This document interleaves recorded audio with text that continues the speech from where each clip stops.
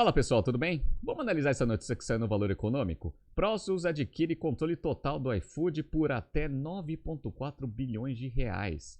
Essa notícia é bem interessante porque ela mostra que o valuation agora do iFood está em torno de 28 bilhões de reais. Parabéns a todos os envolvidos. Vamos entender um pouco dessa transação e quais são as avenidas de crescimento do iFood que interessaram bastante a Prosus a ter controle total da operação, junto com a Móvel.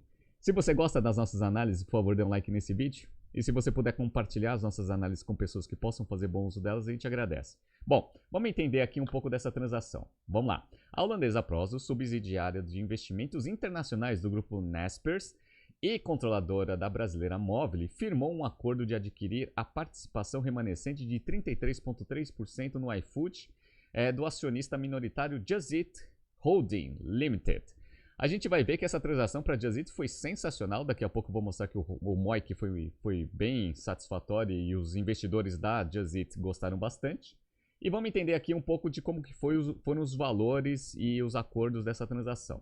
Segundo a Móvel, a negociação prevê um pagamento de 7,8 bilhões, o que equivale a 1,5 bilhões de euros em dinheiro pela participação e um potencial adicional de 1,6 bilhões de reais, o que equivale aí a mais 300 milhões de euros. Então, 1,8 bilhões de euros aí é a transação potencial final, que vai trazer aí o valuation aí do iFood aí para 28 bilhões de reais, um negócio assim sensacional. Como a gente sabe, o iFood ele já domina esse mercado de delivery, principalmente de restaurantes, né? Mais de 80% das transações é do iFood. No entanto, a gente vê que o mercado ele deu uma bela de uma mudada agora com a abertura da economia. Então tem aqui, ó, uma pesquisa feita em março pelo Google mostra que 29,2% dos brasileiros diminuíram as visitas a restaurantes e lanchonetes e que 21,8% reduziram a frequência de pedidos de delivery de comida ou bebidas em relação a fevereiro.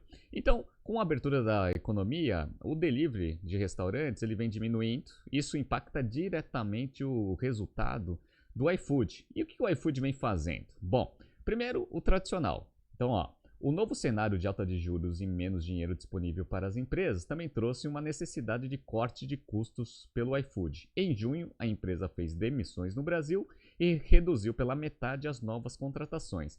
Então, aquela racionalização de despesas e tentar dar uma otimizada na operação é sempre um fator positivo, principalmente para uma empresa que nem o iFood, que já domina um segmento muito forte, já expulsou um monte de concorrente, Uber, Rappi, da parte de delivery de restaurantes. No entanto, como a gente viu que está havendo uma queda, até pela mudança de tendência, algumas outras frentes de receita elas devem ser desenvolvidas. E aparentemente o iFood vem fazendo isso muito bem, que trouxe até o interesse da Prosus em ter o controle total do negócio. Uma das coisas que eu acho que foi as coisas mais acertadas que o iFood fez foi entrar no mercado de benefícios corporativos. Então, ó, a empresa ingressou no setor de benefícios em junho de 2020 com o iFood Benefícios e se aliou à Elo em maio do ano passado para lançar o cartão corporativo Vale Alimentação e Vale Refeição. E sabe o que é a coisa mais interessante? Esse mercado está tendo uma mudança muito forte em regulação, o que está trazendo também uma grande oportunidade para o iFood. Olha que interessante, ó. Na semana passada, o iFood Benefícios flexibilizou a oferta para múltiplos benefícios. Agora, o cartão pode ser usado em despesas com mobilidade, trabalho remoto, atividades culturais e educação. Então, esse negócio que ele iniciou lá em 2020, que agora tem um grande parceiro que é a Elo, agora você tem outras oportunidades que você consegue explorar com essa linha nova de receita que o iFood criou. Tem tudo a ver, ou seja, tem muita sinergia com o negócio total e também agora cria grandes oportunidades para aceleração do crescimento desse negócio. Então, isso daí foi uma das frentes, sem contar toda a parte de delivery de farmácia, supermercado, etc.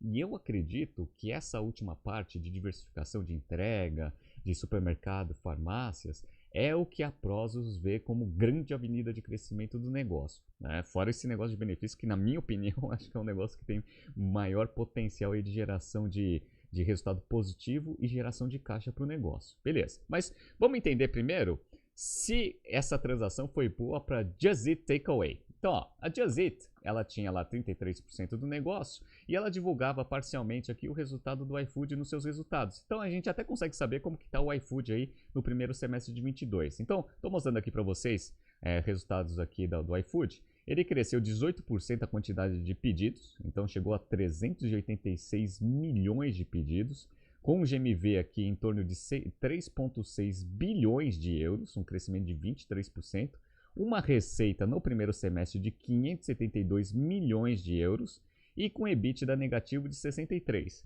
63, em relação a uma receita de 572, está ali próximo do break-even. Então o iFood ele já está se tornando uma empresa sustentável a princípio em termos de lucratividade operacional. Obviamente a gente está falando de EBITDA, então o lucro líquido provavelmente deve ser bem negativo, mas pelo menos a operação a gente vê que o negócio ele está se ajustando. Então ele está conseguindo aí crescer nos mercados, apostar em novas linhas de receita e mesmo assim manter ali o EBITDA próximo do break-even. Então acho que isso daí foi um dos fatores positivos para a Prosus ter tranquilidade em ter o controle total da operação junto com a Mob. Beleza.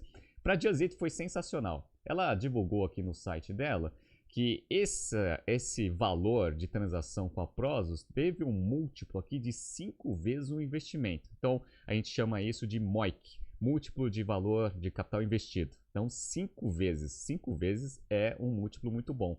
Tanto é que o mercado gostou bastante dessa transação do lado da Just Eat. Então as ações aqui, ó, elas fecharam antes do anúncio aqui em 16,59.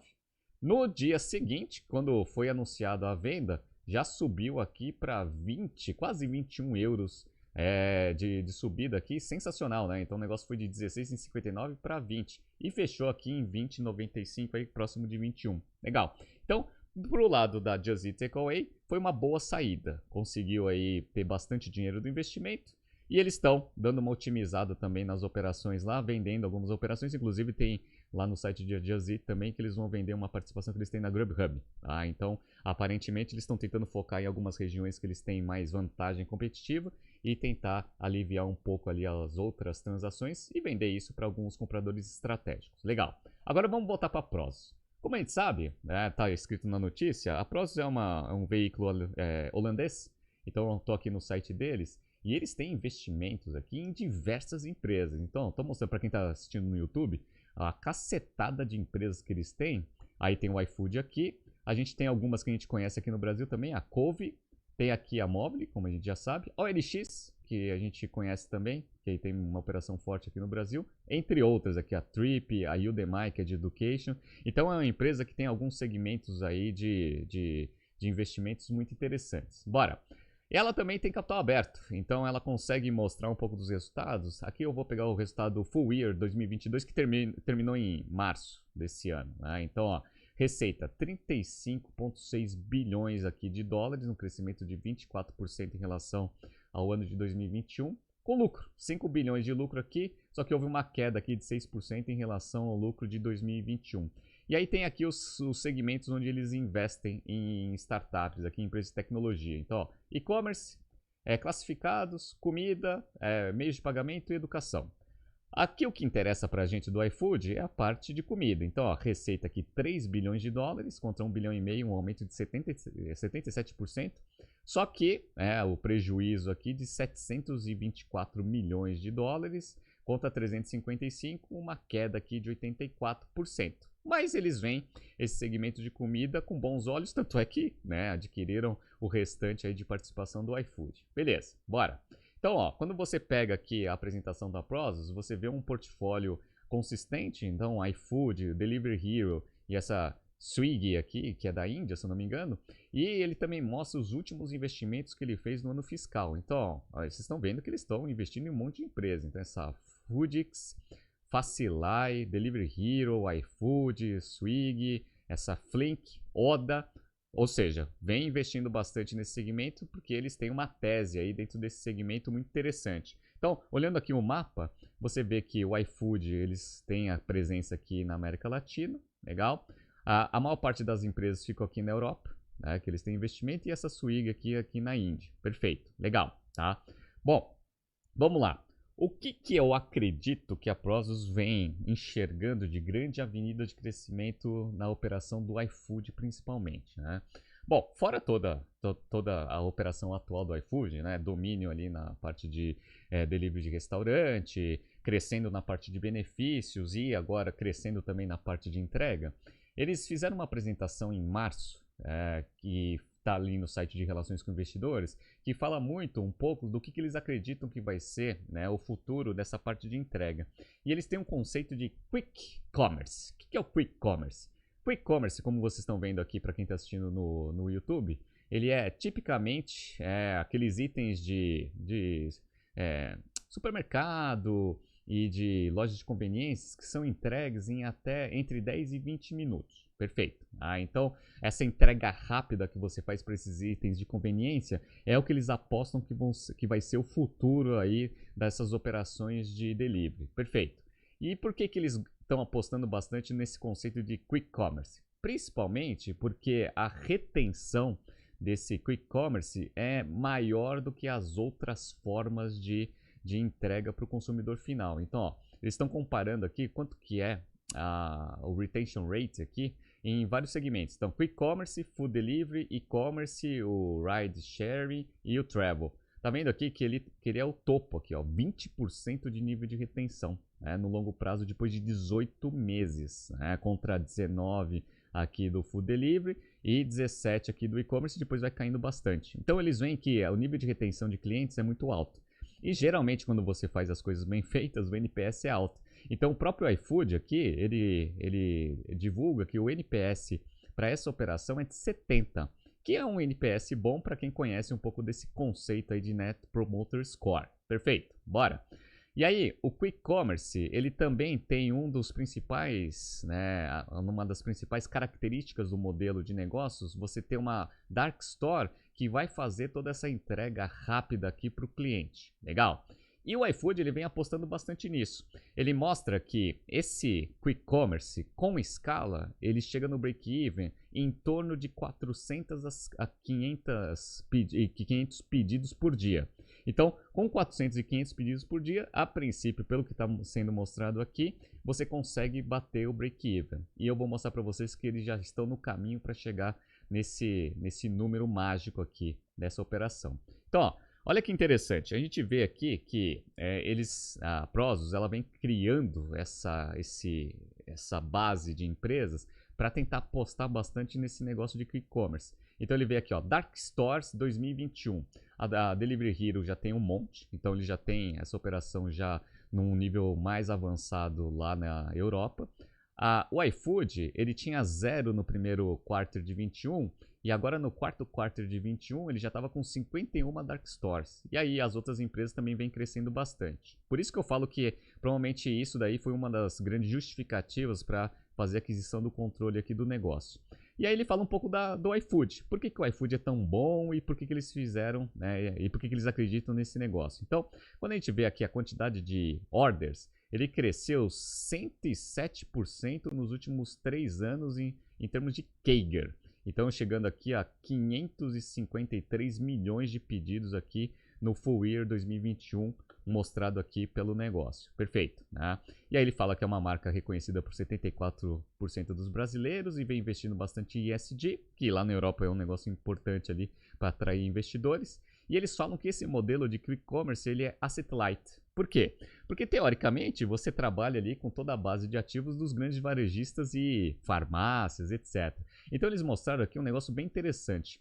Em 2020, quando você pega aqui o total o GMV total desse mercado de entrega, dos itens ali do e-commerce, o primeiro é o Carrefour, né, que são os grandes varejistas, e aí você pega ali das empresas que mais tem GMV, o iFood em 2020, que foi quando ele criou a operação, já está em 15º, um negócio recém-criado.